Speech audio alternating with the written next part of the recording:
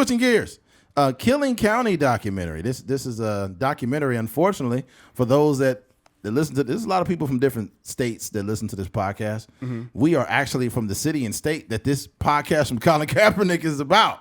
Yeah, round of applause for that. This is not the good publicity that we would like, but yeah, we are from Bakersfield, California. Hey, it was one of those girls on there she got a BB. She definitely have a BBL. The one with all black on. Yeah. She got some of that money. She got that BBL. She took that money and got a BBL. Yeah, she totally did. Dang. It's unfortunate. It's funny because when she's sitting down and it can't see ain't no telling the timeline of stuff, and I don't want to say how it played out, but when she's sitting down, she just looked regular, and then there was a certain scene I was like, she filling out those jeans. And the pants, usually BBLs be big from the side and the back. Yeah, he's just like, whoa, I seen a BBL today, and my heart was crushed. Why you say that? Because it just is such a bad BBL. Ugh. Yeah, I was like, ladies, you got to cut this shit out. Yeah. You got to stop. You got to stop. Sad part about it, I'll say this before we get into it, and this is just off the record. A lot of you guys, at least 75% or more of women that get these surgeries, you never fucking needed it. You never needed it. You just are on the internet too much comparing yourself to other women. You never needed it. A lot of y'all be having nice bodies. You got a nice ass. And even if you ain't got no ass, who cares? Yeah. Who cares? You not having that much booty is okay. It is perfectly fine. And that sounds like the political correct thing to say. But I'd rather mess with a chick that don't got that much booty over a chick that got a big old fake, crazy, lopsided ass. Yeah. You know what you're wearing now? You know what you're wearing? You're wearing your insecurities now. Your insecurity is stuck on you for the rest of your life. That soggy BBL you got back there is just showing you. It's just showing the world that, hey, I was so uncomfortable with myself that I went out and put this big fake butt on me because of what I seen on the internet. And a BBL is a very hard thing to pull off. I've seen some women pull it off, but they had good surgeons and shit like that. Mm-hmm. Did you know that when women get BBLs, they got to go back sometimes 2 or 3 times? Mm-hmm. They got to do 3 different surgeries for that. Mm-hmm. And it's also a dangerous surgery because there's main veins and arteries back there. You could get infections, all kinds of shit. Yeah, crazy. Women are risking their lives to put these fucked up booty sacks on there. I was watching the movie Scarface, and it's interesting because in that movie, obviously they're in Miami and stuff like that, but it's honestly flat booty white girls walking around in bikinis, and they own them. Hey, mommy, come over here, mommy. What's your name? They really flirting with them, and they just regular body types. But now, if they made Scarface in 2023, it'd be BBLs everywhere. Hey, mommy with the flat ass, come over here, baby. I sell a lot of cocaine, baby. Come over here, sit on my lap. I know you keep sliding off because you ain't got no ass, but come over here and let me show you what I'm talking about. I came from Cuba 2 days ago. From Cuba. Yeah. Cuba is motherfucking. Cuba ain't even that far from Miami though. Mm-hmm. That shit is I think it was 400 something miles away. Mm-hmm. It wasn't even that far. Yeah, they came over on boats. Mm-hmm. Mm-hmm. I think we talked about this recently. But yeah. Hulu docuseries, Killing County examines police violence in Kern County. Documentary series airing Thursday night on Hulu. Takes a closer look into several controversial deaths, including Kern County law enforcement. Killing County, which has ex-NFL player Colin Kaepernick as executive producer, features interviews with family of George Ramirez, a family informant fatally shot by officers outside of Point Sheridan on California Avenue in 2013 after leading police into a location of a parolee. A synopsis on Hulu says, in Bakersfield, deep in California's heartland, things are not always as they seem. A deadly hotel shooting makes the Ramirez family question everything they know about their own town, despite to find out what really happened to their loved one. They soon learn that they are not alone in their tragedy and fight for the truth. It's a story of twists, turns, corruption, and cover-up. Who do you turn to when the ones are supposed to serve and protect you are the ones you can't trust? Yeah. Okay, let me tell you something about this documentary.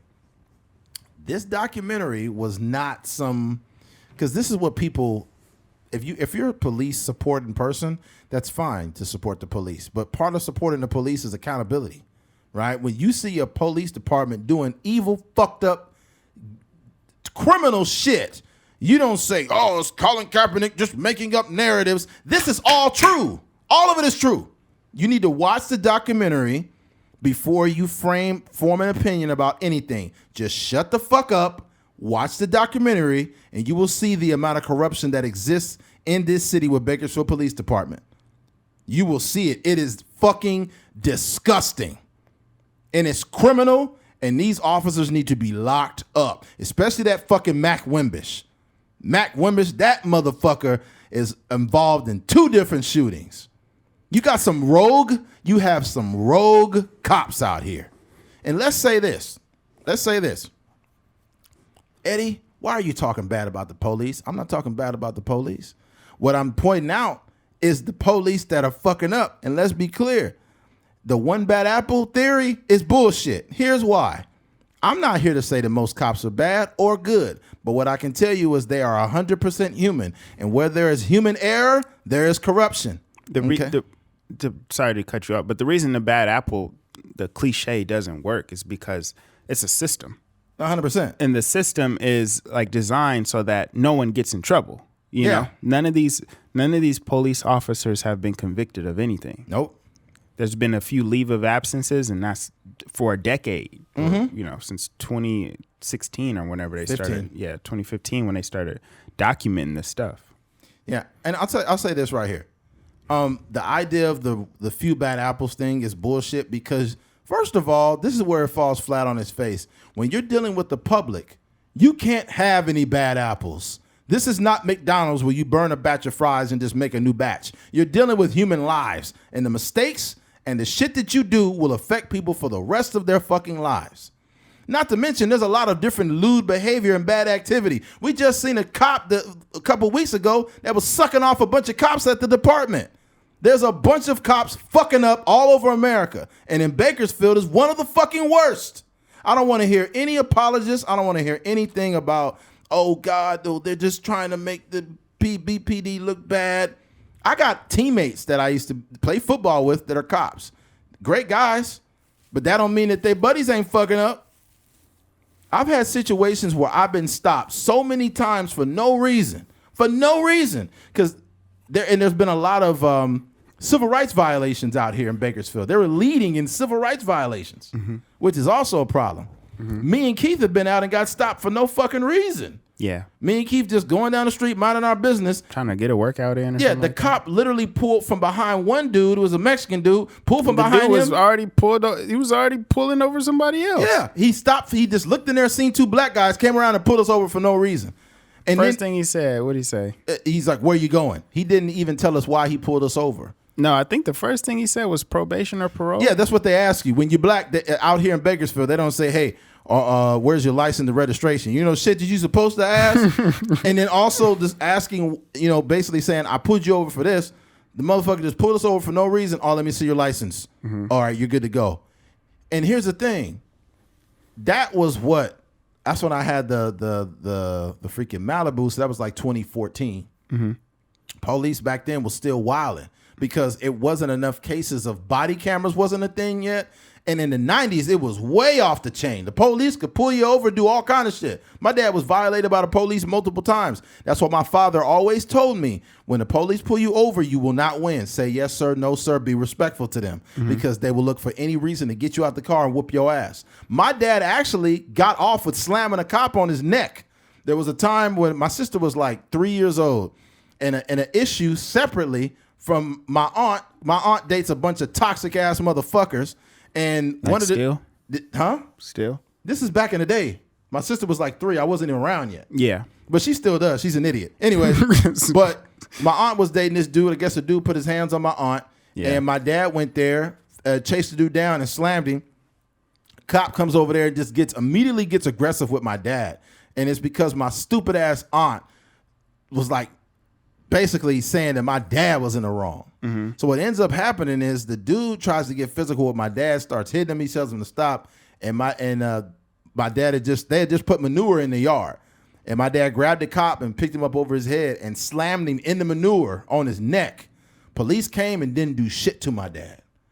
I don't know what happened with that cop or what kind of shit he was in, They probably didn't like that cop. But in the 80s, in 1980, 84-ish, 85, for a black man to get away with slamming a cop and fucking shit. In Bakersfield? In Bakersfield? I don't know what that cop was guilty of, but they let my dad off with no arrest, no nothing. Yeah, he must have had that one coming. He must have had that one coming. Mm-hmm. And he probably was fucking with black dudes. Because the thing about it, too, people always want to say, why is it that black people always have these things to say about officers, and they're always talking about race? Well, let me tell you something. What I'm not going to do is get mad at white people because they can't quantify my experience. They don't see the world through my eyes. But what I'm not going to let you do is invalidate me. Mm-hmm. Okay? I'm not a motherfucker out here screaming racism every 5 minutes. That ain't my thing.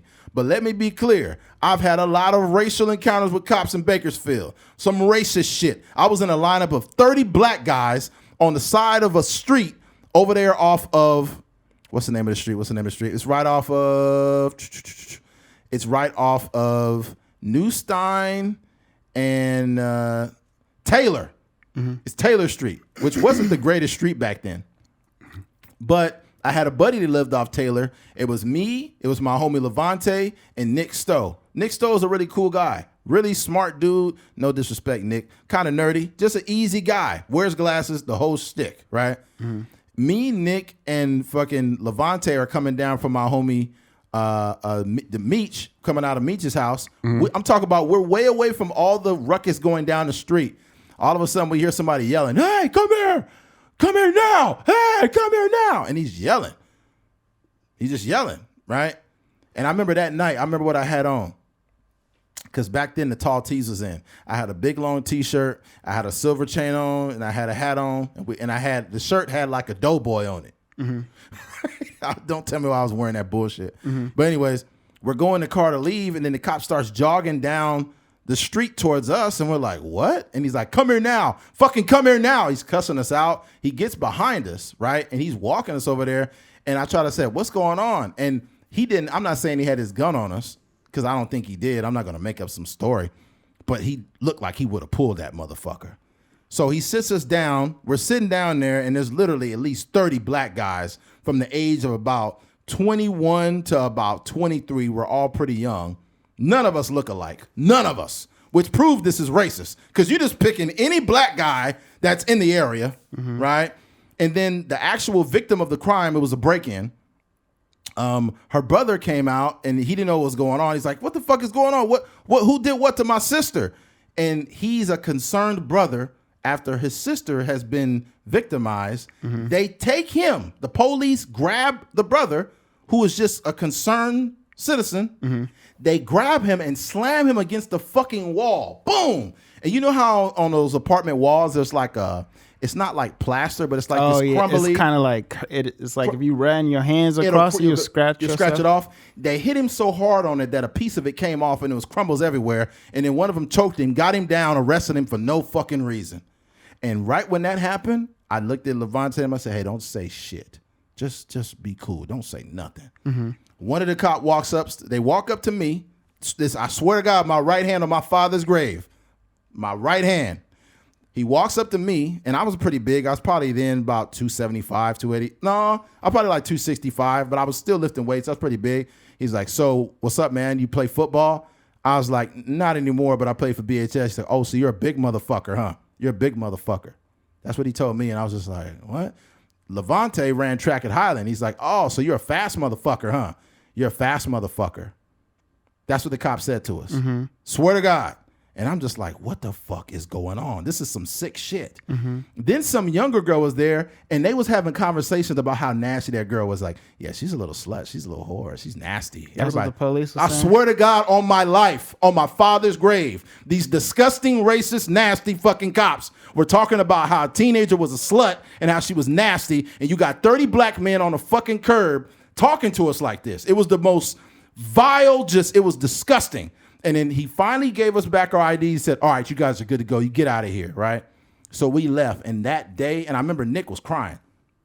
That day when I went home, bro, that just told me what kind of shit I was up against. And that wasn't the last time. Like, I got stopped so many times. One time that really stuck out to me, too, it was me and my homies. We was going to some house parties. This is back before we were 21 years old.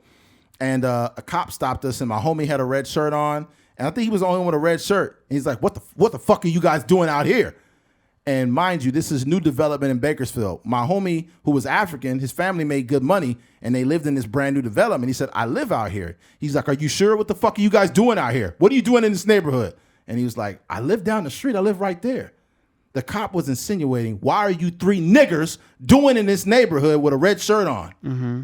It was the most disgusting shit that I've dealt with as a young black man in this city. I've also had times where it wasn't anything racial, and I had to apologize to the cop. This is how I know I'm an objective person. I got pulled over, and he said, "Your light's out," this and that. And I was just like, oh, when you get fucked with by the police so much, you just get exhausted.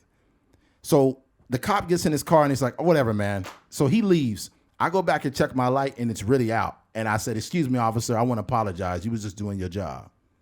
So I'm a guy who has been through a bunch of racially fucking charge draining nonsense for most of his life out here in Bakersfield. And I'm also a guy that knows cops that are just doing their job. Mm-hmm. You know what? Actually, another one that was disgusting, I mentioned on the podcast too. I was coming down California Avenue. I was crossing Union.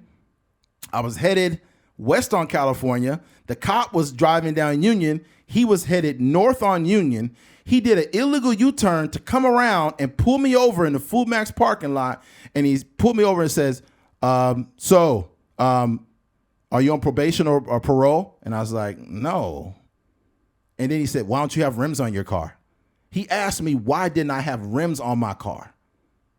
And I couldn't believe it. I was like, "What?" He's like, "Yeah, why don't you have?" I said, "Dude, I don't got no money." This is before I was trucking. This is like 2013. Mm-hmm. I said, I don't really got money like that, bro. I just got just this regular stuff." And he took my license. He said, "All right, man. All right, I guess you're good to go, man." Mm-hmm. The cop pulled me over, did not give me a reason why, asked me if I was on probation or parole. I just want you guys, before you invalidate black people that have claims, talk to your friends that happen to be black, or talk to somebody that literally has a history of being fucked with by the cops. Better yet, any woman that is non-black who dates a black man will tell you how many times they've been stopped by the police for no fucking reason. Mm-hmm. I got stopped. It was a chick I was dating. She was Mexican. I got stopped by the police, and she was like, "What happened? Why did he stop us?" She was just so clueless. She was so oblivious to it, but I was used to it. Mm-hmm. It's sick, man. I know I went on a tangent, but it's really triggering. When it's happened enough, man, it's triggering. Mm-hmm. I think the beautiful thing about this documentary is that there's no black people in it. Not really.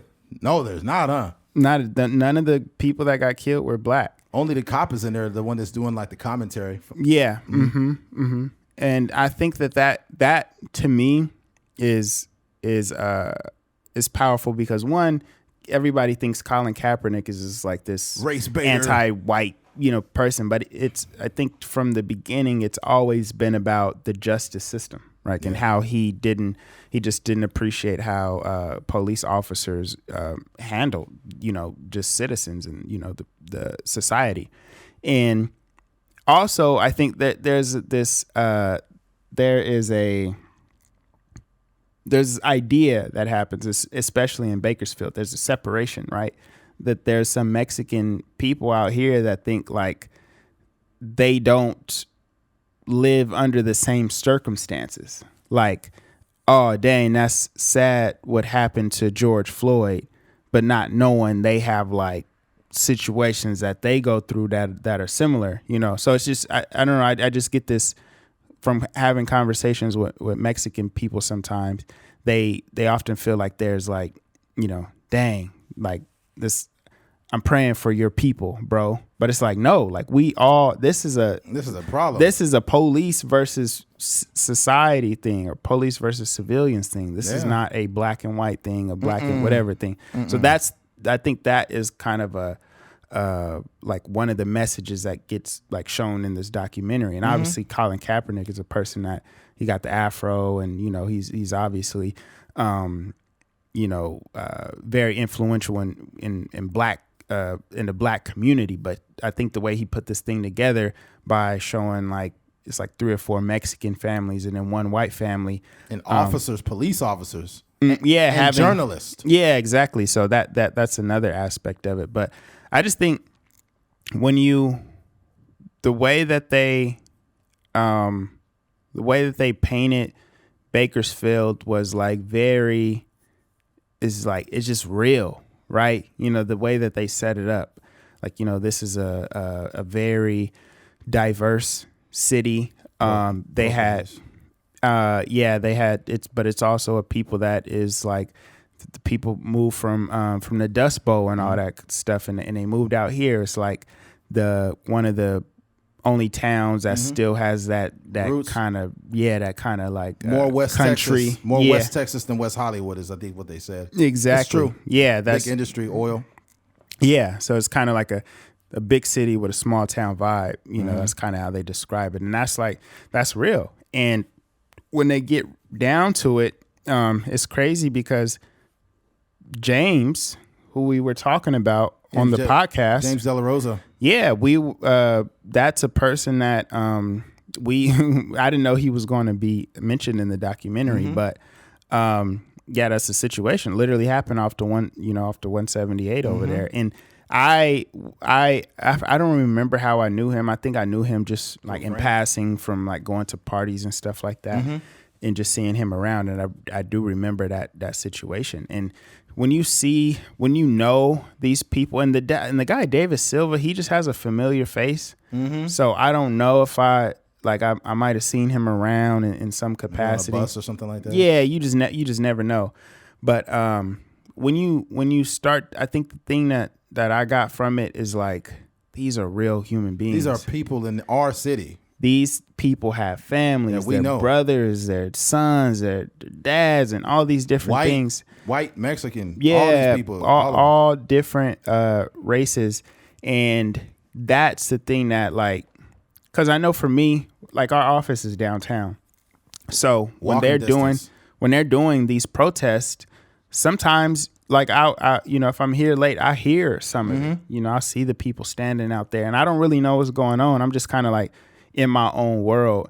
But I think that, like, this documentary allowed me, not that I didn't have like empathy for these people, but it just allowed me to have, like, more of a heart for what these family members go through. Because 100%. I think a lot of times, like, we be so caught up in our own world, we be so caught up in podcasting and chilling with our own families and working and all these different things that we don't always know the ins and outs. And especially when people die, like my cousin got murdered, right?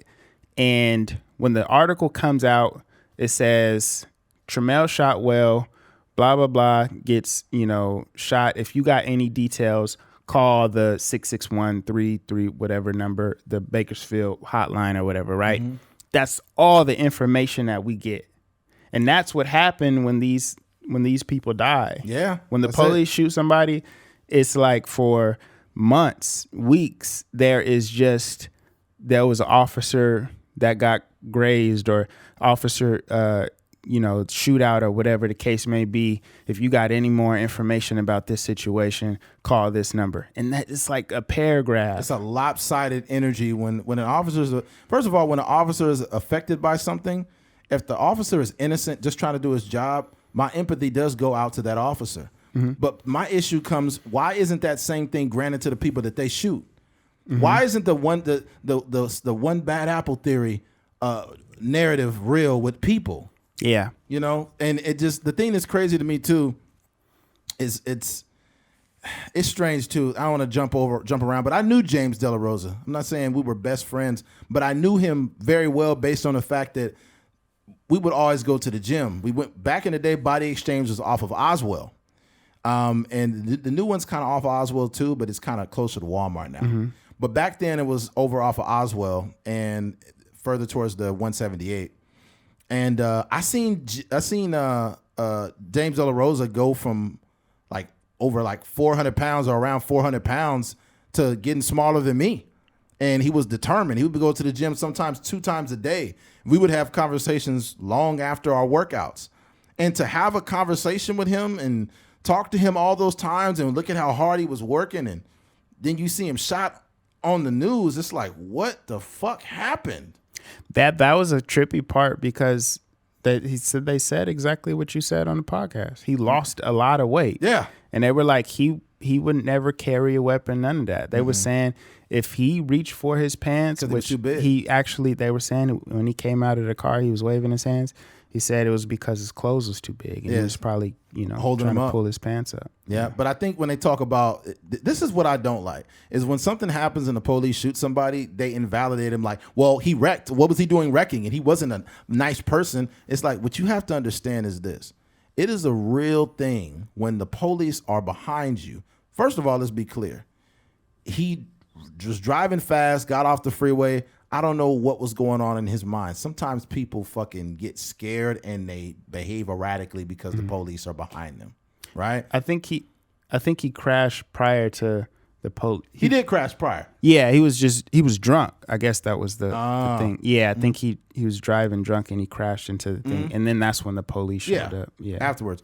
But the thing about it is the police, like, I think that there are some, I really believe this. Have you ever listened to like a gangbanger, like a person that's a Crip or Blood, and they constantly like glamorize the dumb shit they do?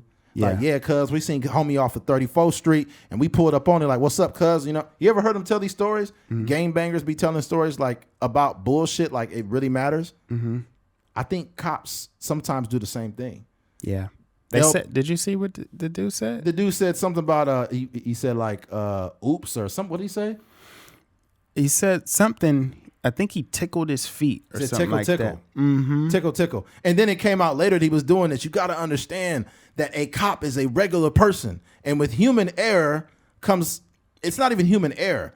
Anybody that is human is capable of the unthinkable. So we have to stop trying to soften the blow on these officers. There are some officers that go to work like, dang, I hope I could kill somebody today.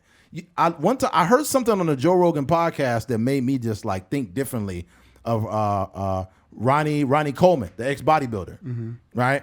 He was on there, and when he was a police officer, he said, I love my job. He's like, I didn't really get to beat nobody up. I wish I could have beat somebody up. And I'm thinking like, I know that you're saying that maybe in a satirical way, but I think he meant it. Yeah, for sure. Mind you, this is a bodybuilder on a police force pumped up full of fucking steroids. Yeah. Pumped up full of gear. He couldn't even... Ronnie Coleman was so fucking huge that he had to cut his uniform because he couldn't fit it. You know what I thought watching that thing? And it's something that Sheriff Youngblood alluded to, is you're safer shooting somebody. Yeah. Like Sheriff Youngblood talked about like the finances of 3.4 million and the family goes away. A settlement and all that. But what I'm saying is that when you have a situation like George Floyd, you got your knee on somebody's neck for 8 minutes. There's a little bit more gray area, right? You could say like, why'd you do that? Why didn't you, listen to him when he said he couldn't breathe? All this other. Why didn't you, just sit him in the back of your car? All these things, right? But when you shoot somebody, it's like, oh, I thought I seen a gun. That's like an instant excuse. All the way going back to Oscar Grant, right? All the way till Tamir Rice. Like all these situations. Yeah, it's so sad. Yeah. But it's like that's the instant get out of jail free card is if you say you think that person has a gun. And also, let's be very clear. The reason why I'm so objective when it comes to these things, we just talked about a double amputee, right? And how the police shot him. But we didn't try to make him out to be this innocent person. Mm-hmm. We literally evaluated each case separate, case by case, and said this guy was a stabbing suspect, had a large knife, and was wielding it at the cops. And they tried to use non-lethal force before they shot him. I'm not trying to validate them shooting him. I felt like they could have exhausted more. But did I just say, oh my God, these cops are racist. They shot somebody in the double amputee. I look for the nuance in everything, right? I'm not Candace Owens, okay? Candace Owens, after that terrible shit went on with George Floyd, this fucking idiot goes on there and says, well, he wasn't like a kind person. Exactly. Do with anything. It's like, look here. Sorry, I'll let you finish. Sorry. Look here. This is why it's dangerous to do what she did. Mm-hmm. it's dangerous when you go back. She did the same thing with what's homeboy that was jogging and he got killed. Oh God, I forgot his name. Yeah, Ahmed Aubrey. He was more than a jogger. Turns out these motherfuckers just killed him.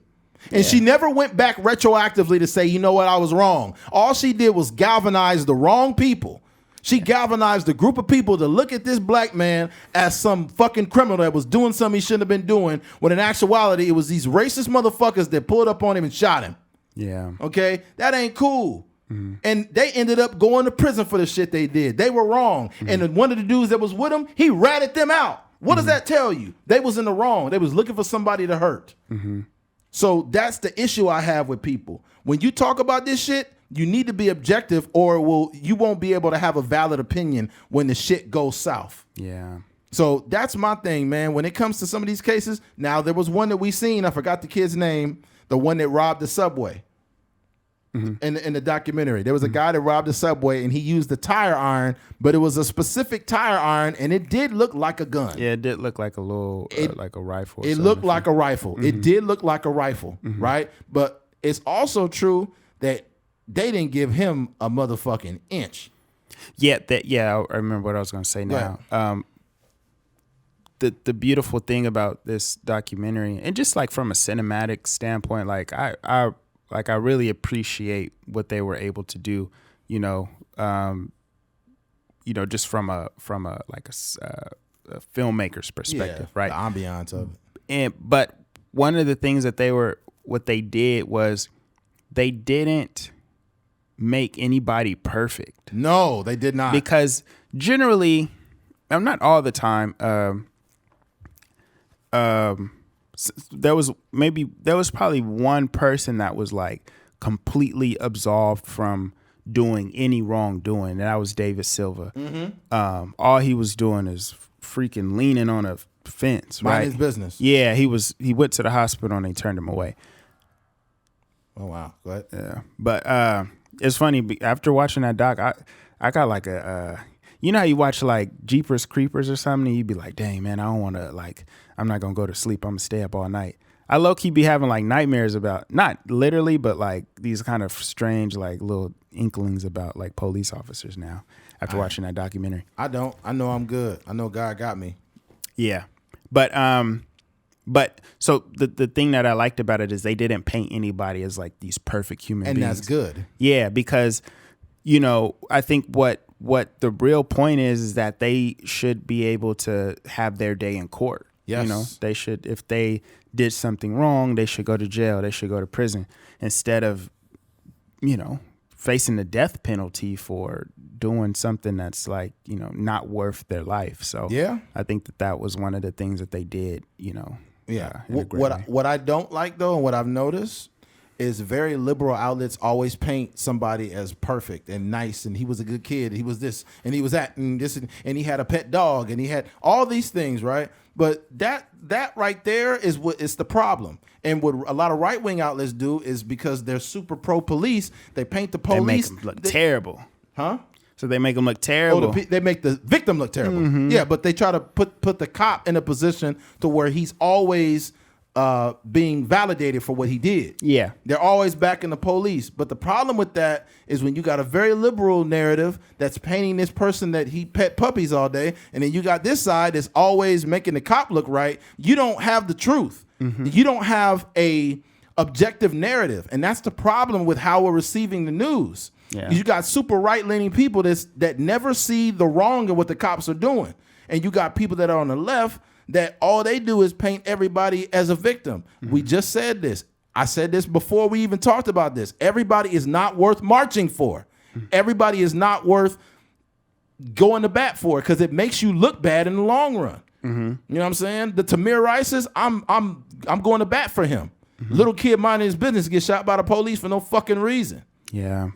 But the thing that's crazy about it is the very right-leaning people with this, they just like, I seen the comments too. There's like, look at Colin over here targeting our city, raised by 2 white parents, and he's privileged. This and that. Oh, so are you admitting that white privilege exists, or what are you trying to what narrative are you trying to paint?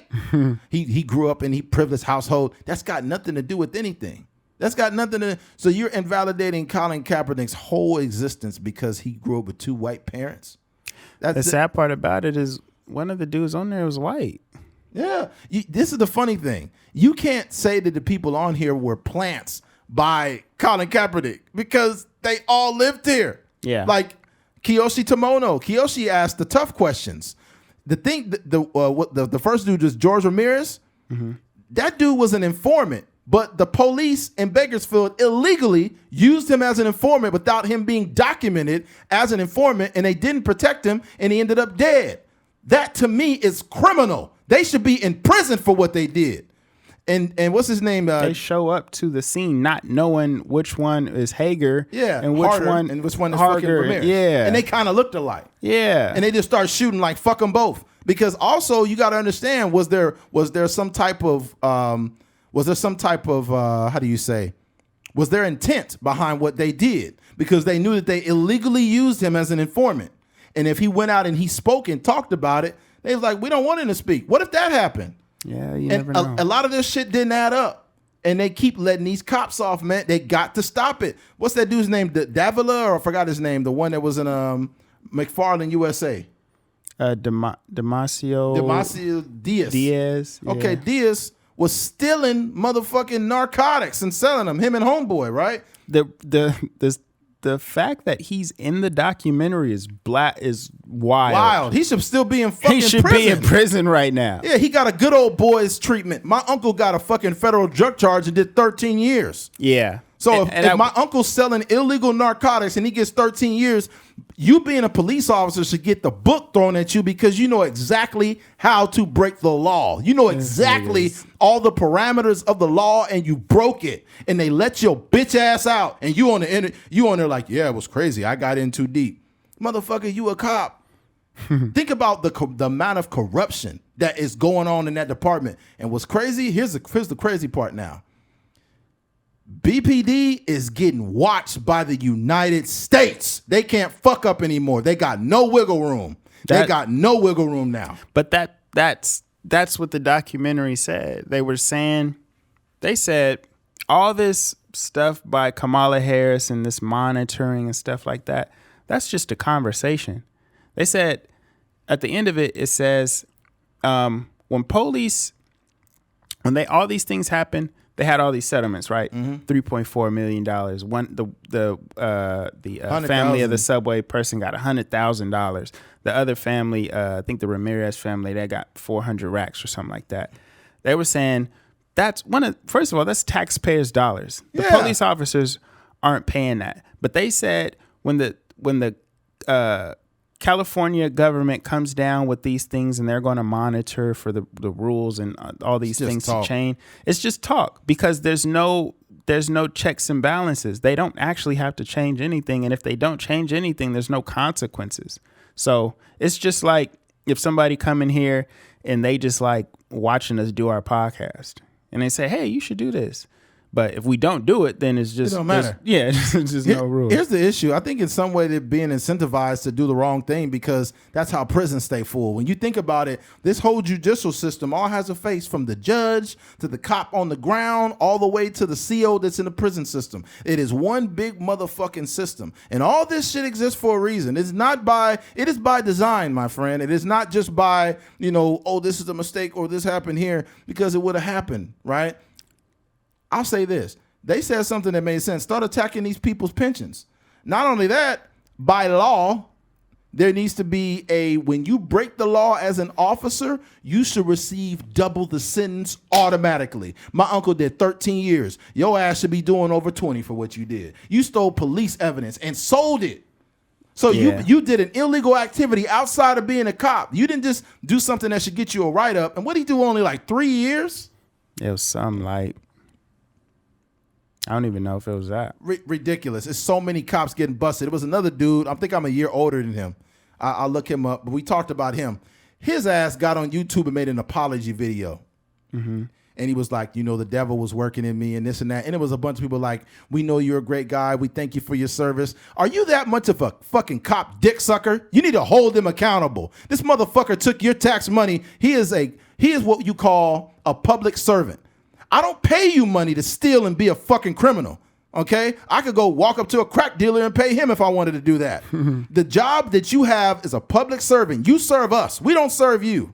And when you commit a crime and sell drugs and be a thug in a uniform, you need to go to prison. I'm holding everybody accountable, period.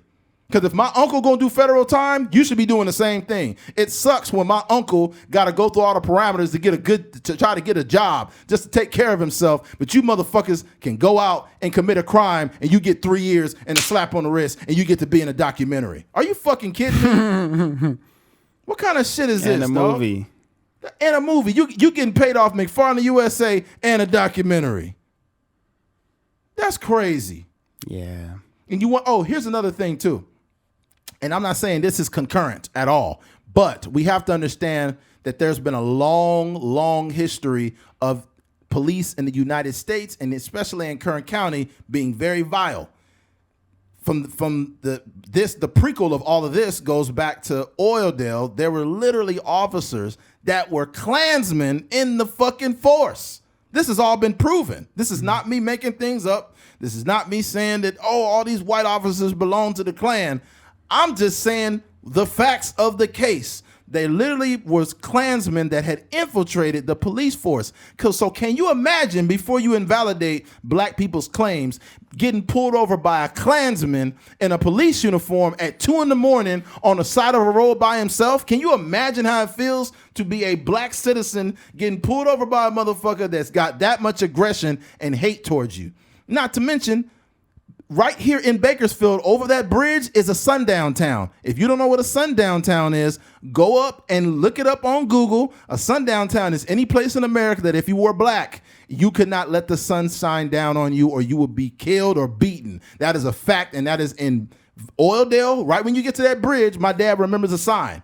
He said, if you're black, don't let the sun shine down on your ass. Look that up on Google. It existed on the bridge right there on North Chester. Another one existed out in Taft that is outside of Bakersfield. In the 70s in Taft, the Klansmen came into Taft and ran out all of the black athletes in Taft. This is all documented. And you got to understand that this is not even that long ago. Mm-hmm. And all those seeds are not gone. Am I saying the Klan is running the BPD? No, but at one time they did. Mm-hmm. That's a fact. And at one time, Oildale was considered a very hateful, racist place to be. Is it all like that now? I wouldn't say it is. It's definitely some seeds there, but there's some blacks and Mexicans living out there now. Mm-hmm. It sure is. Mm-hmm. I've seen a lot of them, and a lot of them are on drugs. But mm-hmm. Oildale was the worst of the worst. Oh yeah, I've experienced racism in Oildale. Me and my dad were distributing phone books, and this is when Packard Bell was a thing back in 1997. And it was the summer of '97, and I was out there with my dad in front of a store, and some dude had cut my dad off or whatever. And my dad was like, "Hey man, what the fuck?" He's like, "Fuck you, nigger." Mm-hmm. Called me and my dad niggers and drove off. Mm-hmm. What kind of person calls a 7th grader and his dad a nigger? Mm-hmm. This is in Oildale back in '97. Mm-hmm. Am I saying everybody in Oildale is like that? This is why we got to stop being so sensitive. Because I'm pretty sure there's non-black listeners or other listeners, and they're like, why are you saying white people are racist? This is not an indictment on every white person. But I want you to understand, you will never be able to you will never be able to quantify what we go through as black men or as black people. But I want you to understand that there are some people like you that have made it very fucking hard for people who look like me and Keith. Mm-hmm. Okay? That is just a fact. And some of them was wearing police uniforms, and some of them was beating, killing, lynching, and also falsely accusing black people of a crime. And then the black guy goes to court with the journey of his peers, and all of them are white men. None of them are black. Mm-hmm. And then he gets accused. Literally gets the death penalty for a crime he never committed. Mm-hmm. This happened this was very commonplace in the United States. Mm-hmm. When it comes to Bakersfield, what makes it weird is we bend the rules for the cops out here, mm-hmm. which is weird. Like they get to investigate themselves. It's a gangster mentality when you go up to somebody's house and say, hey, we need your phone. Yeah. What the fuck are you doing in my house asking for my phone for? Yeah. You have no right to do this. This shows you the level. We wanted to see if there was anything that we didn't catch. Anything that we didn't catch. You need to get away from my motherfucking house. And here's the issue. When you're the police officer, right, and you're the police, the sheriff, who else is going to stop you? This is why it's scary. If I come to your house at 2 a.m. and say, you better open the fucking door right now, what you gonna do, call the cops on me? And then they're gonna send a unit that's corrupt, just like the motherfucker that's coming to my house asking me for my phone? Mm-hmm. There's nothing you can do. That's the scary part, which is why I'm glad that they came up with this documentary. Can you imagine how many people in Kern County have been validated by these cops? Mm-hmm. And you know who else I feel bad for? I feel bad for the cops that go to do their job, and because they don't want to get involved in the bullshit, they get railroaded. I can guarantee you, with the corruption that exists at BPD, it's a cop that just show up, do his job, and then he sees some fucked up, wild shit, and because he don't want to be a part of it, they find a way to get him written up and fired. It's crazy, man. I wonder how many good police officers in Bakersfield have been fired for no fucking reason. I don't. The thing about it, like, just kind of thinking about that, the rotten apple.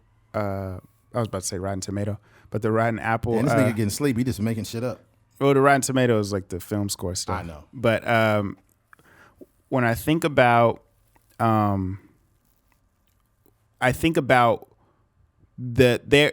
happens sometimes, and there's this case like with my cousin, Case and Guyton. That was fucking terrible, man. There are sometimes there's situations where there's facts, and then there's something that has to be proven in the court of law, right? Mm-hmm. And sometimes they don't connect. Mm-hmm. So sometimes police have to do certain things, like get an informant, mm-hmm. or maybe plant something. So it's like, mm-hmm. it's tricky. So I would say in that situation, it's my cousin. So I may be okay with mm-hmm. certain illegal mm-hmm. ways of getting evidence or something like mm-hmm. that. But it's so I just say that to say it's tricky, like in terms of sometimes those. It's tricky when you're the one trying to get justice. Yeah, mm-hmm. But here's the issue. I think, and this is, look, this is not even subjective. Because I know what you're trying to, you're an objective person, so you're trying to tear yourself apart right now. Mm-hmm. You're basically saying, like, I wouldn't have a problem if my family needed the police to do something off the books for me. Yeah. Right? And I think we could both attest to that. But here's what the issue is. There's an issue when you're using that same tactic to cover up corruption. Yeah. That's where it's always going to be wrong. Yeah. And, I'm not saying there's a right way to do the wrong thing, but that will always be wrong. If I walk up to you and just shoot you in the head with no justification, no nothing at all, and I'm using those tactics to protect myself, I think he had something on his waistband. Mm-hmm. I think he was drunk. He was talking aggressive to me. And if there's no video to prove it, not to mention, here's the worst part. They took the cameras down at the subway. They took them all down. You know what's so crazy? I can remember watching Training Day, like, this is weird. Like this is too much. This is too fictional. This is too fictitious. Like, this nigga's a detective, and he's slapping people up. He's selling drugs. He stealing money. I'm like, nah.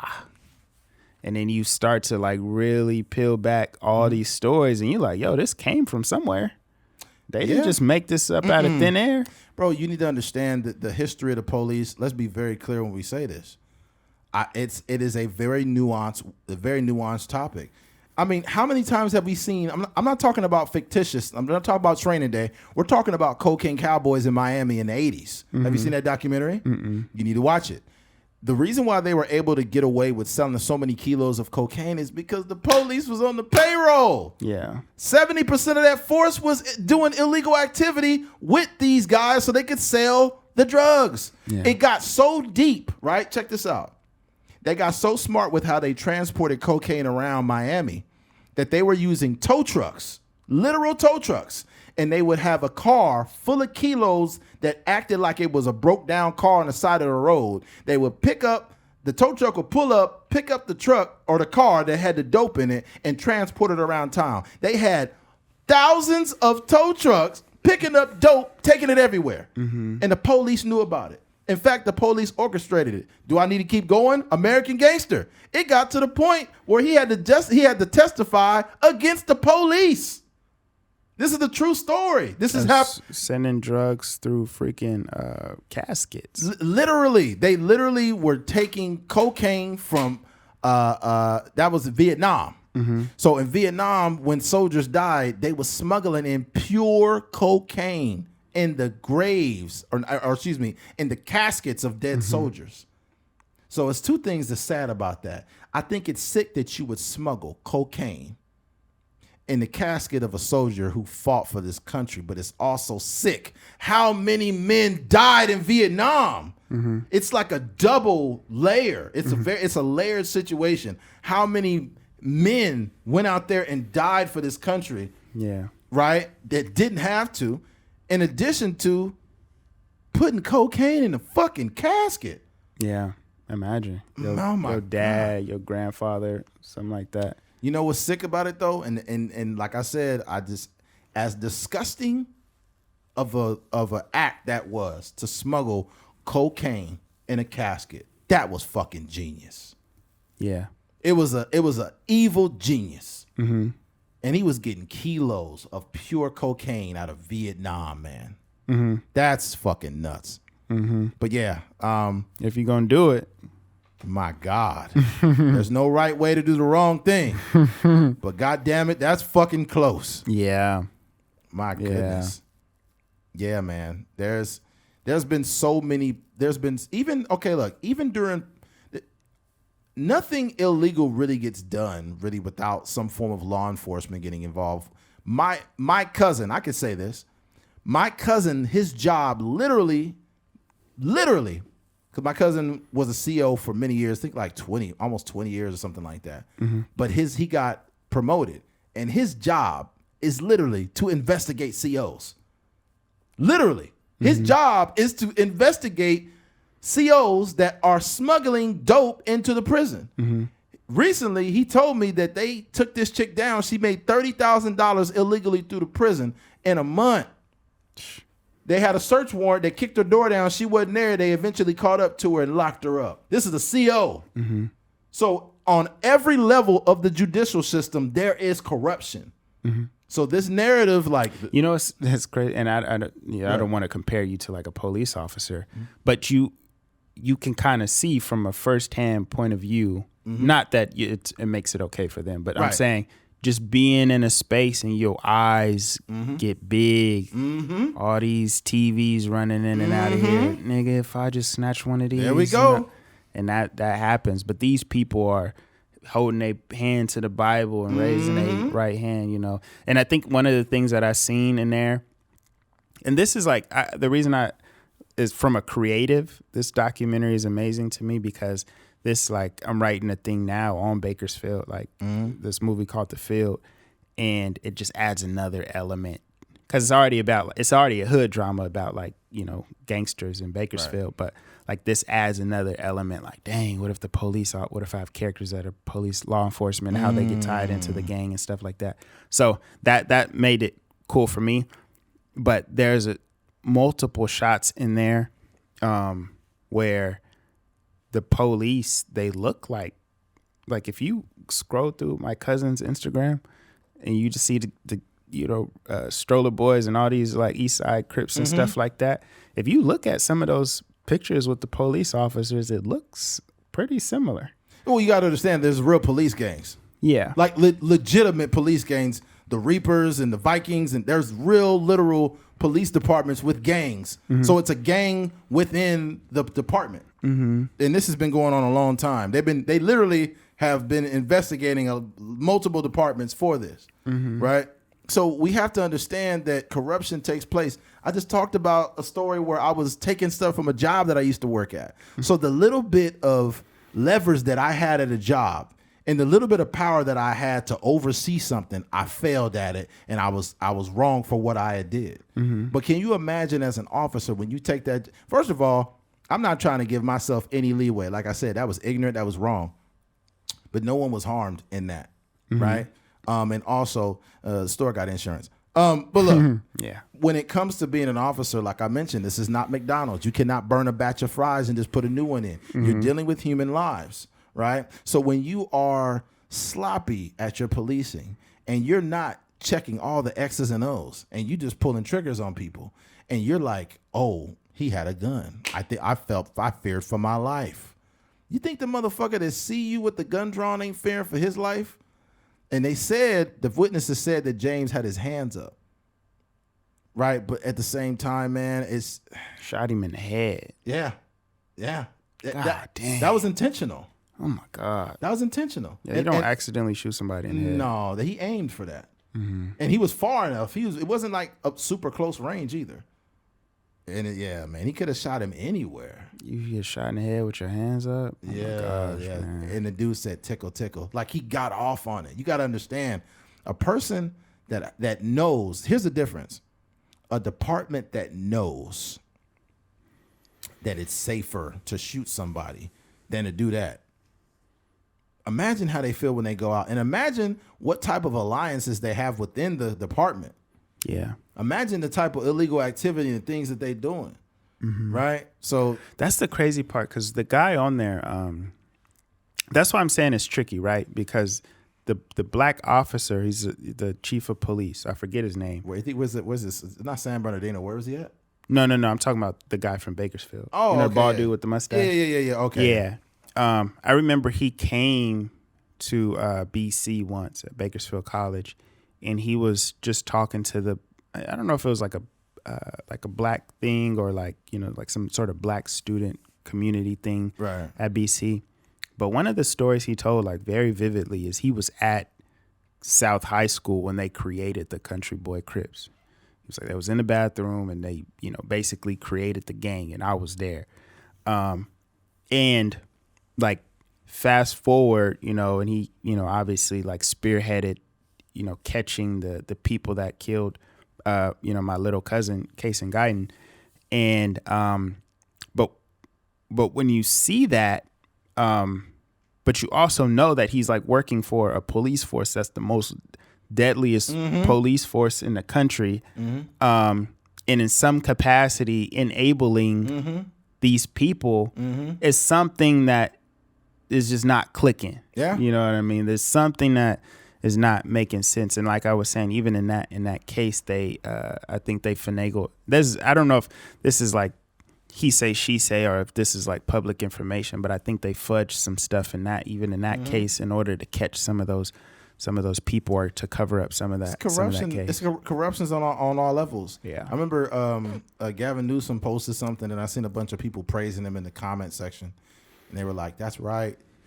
Hold on, man, I'm about to sneeze. I hate when you like in between the sneeze and the not sneeze. Pump fake sneeze. Yeah, it's like, man, stop. It's like nose foreplay or something. Like, don't play with me like that. I'm from the bus. Like, no, yeah. But Gavin Newsom posted something, and people were like, "That's my governor. We love him." Blah blah blah blah blah blah. And like everybody's just like, "Oh, he's so great." But here's the issue: you realize this is the same guy that made his wine business an essential business during the pandemic. This is also a guy that broke his own fucking guidelines during the pandemic. And he's supposed to be leading y'all. This is also a guy that got called out for sleeping with his best friend's wife.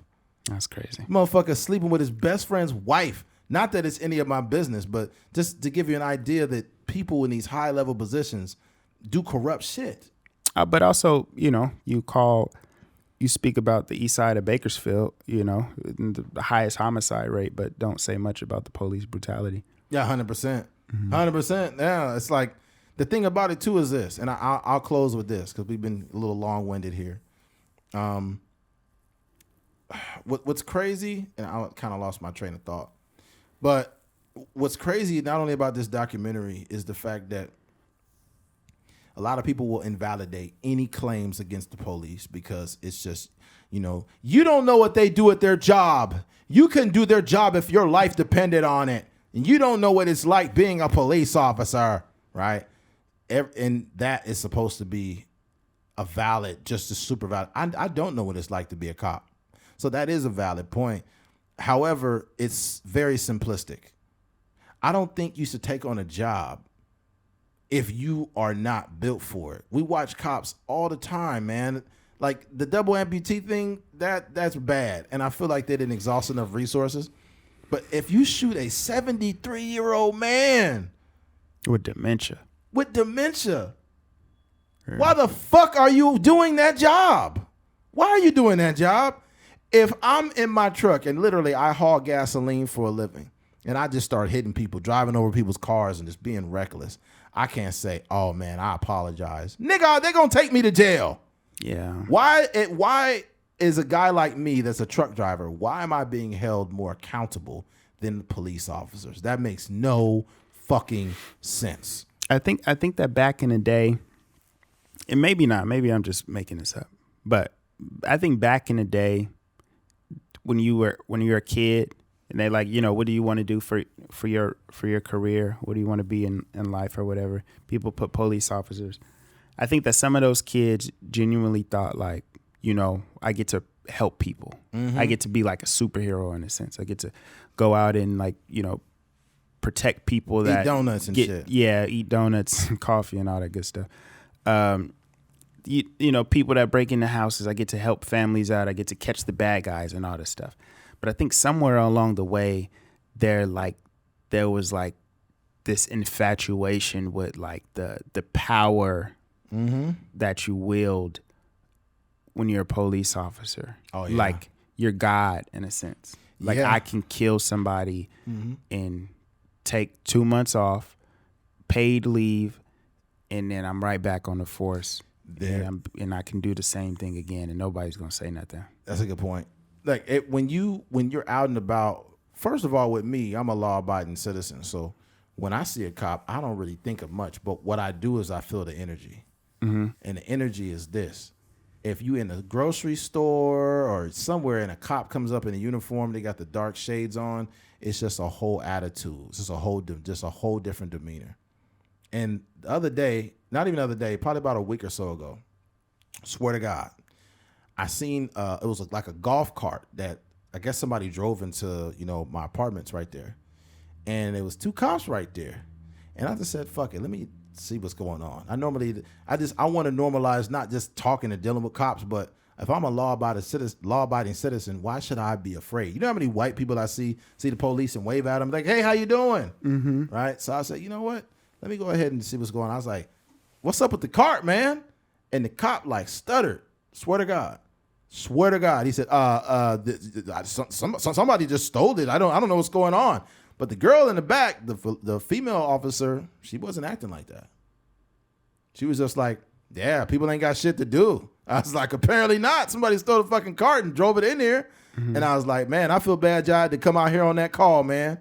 And just shooting the shit with him. And he's like, we got to take every call. And they look like we was around the same age. They probably was like 29 to like 35. Mm-hmm. Younger cops. But the thing about it is the fact that he was stuttering and shit. I had a LA Dodger hat on. I was just being a regular black guy. And I rolled my window down and talked to him. And I could see he didn't have a visceral response. But this just proves my point. This is why sometimes I do it almost as like a social experiment. Mm-hmm. Being black, pulling up on a cop, rolling your window down is enough for that motherfucker to be scared. Mm-hmm. That shit was like, really? Mm-hmm. You know how many... What time was it? It was daytime. It was probably... Oh, yeah, they tripping. It was like noon. Yeah. I could see if it was dark, I'd be like, I don't know. Yeah, that's different. Because I'll be a little afraid of me at night. But... I'd be afraid of my reflection in the mirror at nighttime. If Keith rode up on me at night with that hair like that, yeah, I'm shooting him. Yeah. I might shoot me too. I don't know, man. His hair was threatening. I don't know. Yeah. Yeah, but it just told me like the excessive stuttering that he had. Mm-hmm. Yeah. It's like the fear. First of all, the presence of fear comes with a subconscious thing. Mm-hmm. If it was an elderly white man that rolled the window down, I don't think it would be that type of a reaction. Mm-hmm. And people could say like, Eddie, I just think it's overblown, man. Mm-hmm. It's overblown. Just because you're black doesn't mean cops are scared of you, man. I'm not saying every cop is. He was. The female officer, she didn't react like that at all. Yeah, I remember. I told the story on the pod a while back, but I'm downtown. I'm right here, and we have yielding left turns downtown, and I'm trying to make a left turn, and I forget. I may have been driving straight because the officer was making a left turn. I wasn't making. So I'm going straight, and then the police officer is making a left turn into the police department. So the light, you know how it is. Like the light turns green, you just make sure everybody stop. It couldn't have been no longer than, light turns green, 1, 2. I'm got my foot on the gas, and the police officer is already huffing and puffing, like I hurry up. Yeah. And I'm just like, dog, I just where's your patience? Impatient, like I'm driving like a human being. But these are the type of officers that's protecting and serving us. I see the same thing with truck drivers too. Impatient truck drivers speeding, driving around cars, being dangerous.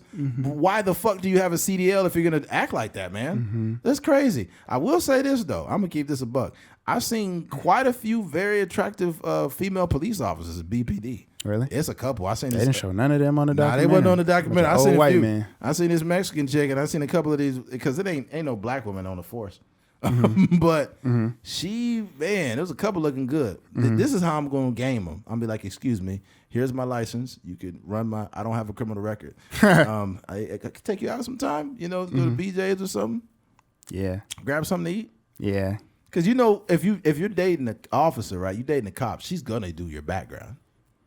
Yeah, she's gonna run your background. That would be tricky, man. I think that would be cool if you could date an officer. I just want to know. I ain't got no problem doing it. I ain't got no problem doing it. Yeah, I think you would be able to. I'm gonna say not infiltrate, but just kind of like perspective. You know what I mean? 100%. Yeah, like an objective point of view, and really, affect change in there just by way of being in a relationship with a police officer. Yeah, that'd be a trip, man.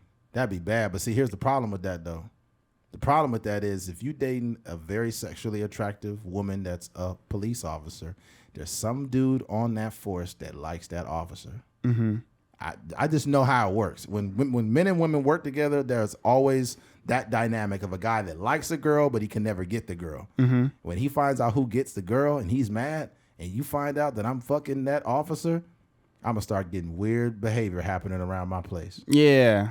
Freaking vans, surveillance vans just outside. Hey, I was just seeing if there was any problems or any disturbances here. My name is Edward Dunham. He'd be like, okay, no, everything's fine here. He's like, you got any dope on you?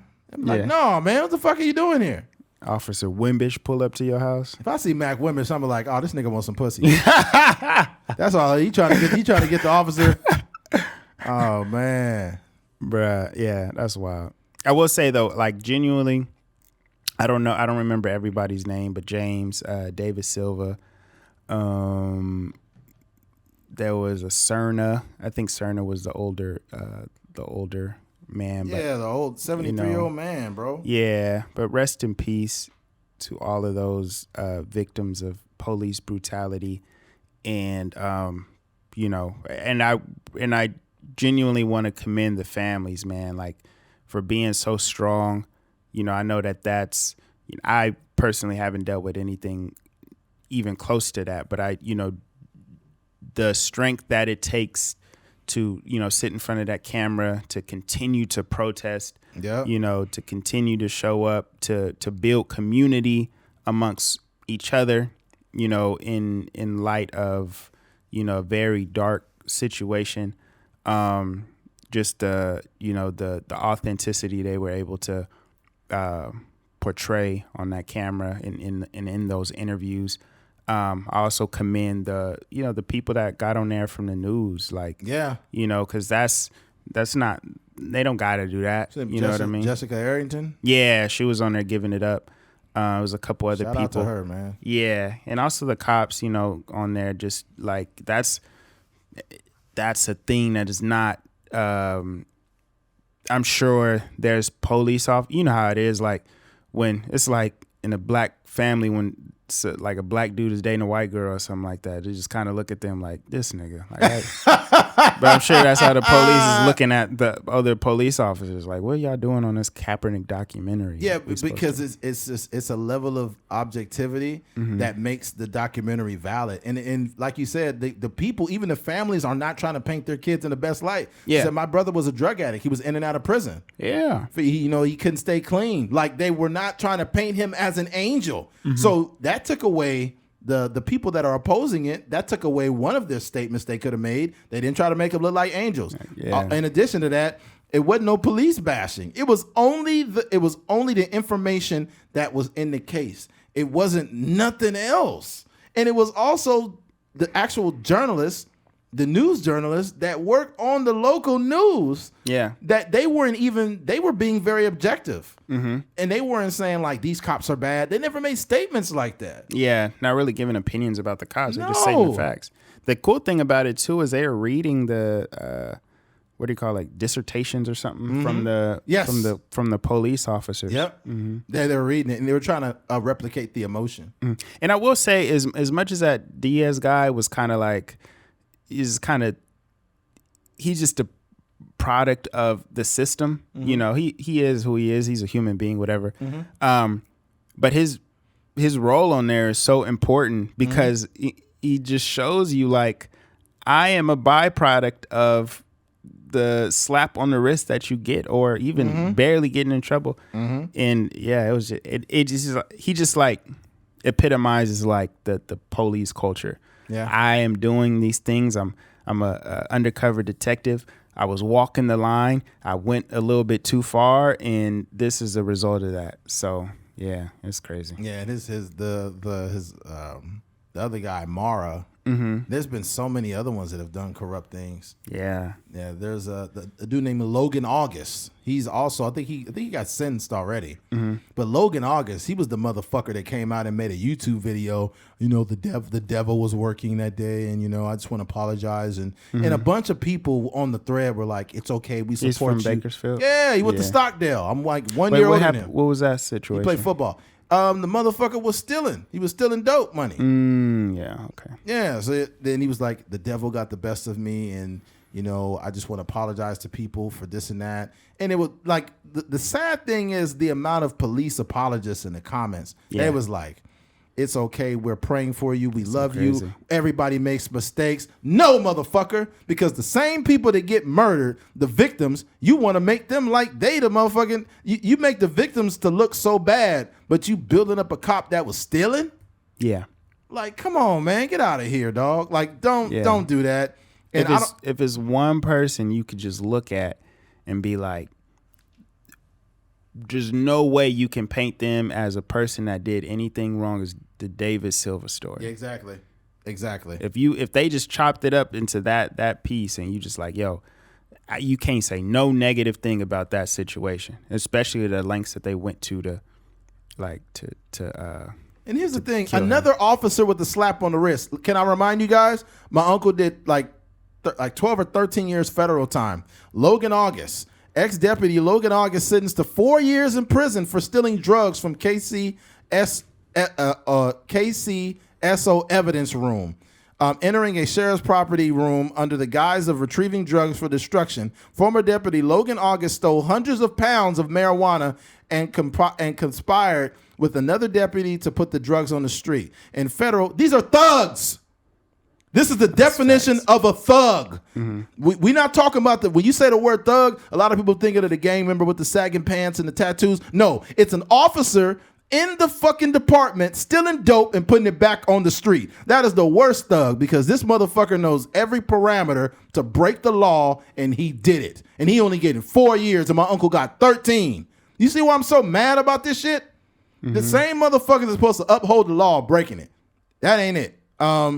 In federal court 3 years ago, August was sentenced to probation after pleading no contest to a single charge. Current prosecutor said the punishment was too lenient, especially after further investigation revealed far more marijuana, more than 300 pounds or more. 300 pounds? Come on, man. Was stolen than originally believed. With their new findings, prosecutors, mind you, I believe this guy had a fucking CrossFit gym out here too.